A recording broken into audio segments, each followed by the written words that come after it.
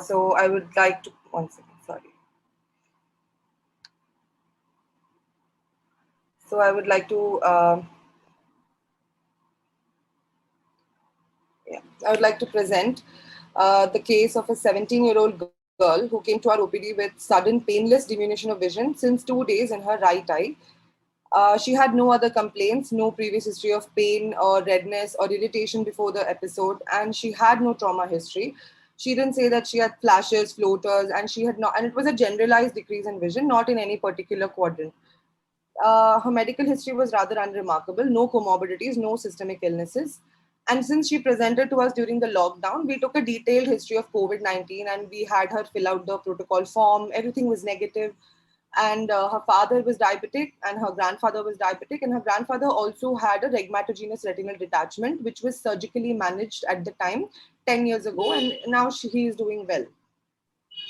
So the visual acuity unaided was 624 in the right eye with N24 for near vision. Left eye was 66, and the intraocular pressure was 16 millimeters of mercury. And the anterior segment was normal, and the pupil was direct consensual reflex was present, and there was no RAPD. The lens was clear.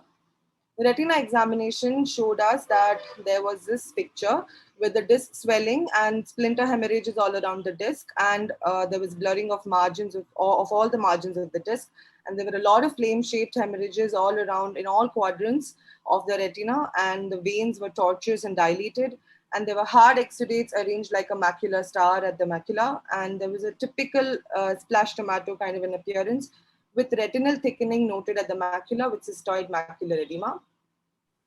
This is the red-free picture, which also shows. So an OCT was done, which showed a neurosensory detachment along with a cystoid macular edema. So we came to the conclusion that this is a central retinal vein occlusion because the clinical picture was quite obvious and there was a cystoid macular edema. But she was so young, so we were wondering what could be the cause in this girl. So we decided that we need to aggressively investigate her and we need to rule out vasculitis and causes for the same and neuroretinitis because of the macular star. So we did the typical battery of investigations, a CBC with an ESR, a rheumatoid factor, peripheral smear, lipid profile, anti-nuclear antibody, urine routine, blood sugars, ACE, homocysteine, blood urea, nitrogen, osmolality, creatinine, and D-dimer. And all were found to be totally normal. And we were totally baffled. Then we took a UVA consultation and he suggested that we should do an HRCT chest and rule out a tuberculosis as a possible etiology for vasculitis. And look what we found there. So on doing this HRCT, we found that there was this typical ground glass appearance in the CT of the lungs, which is consistent with a COVID-19 pneumonia. And that was the flavor of the season at the time.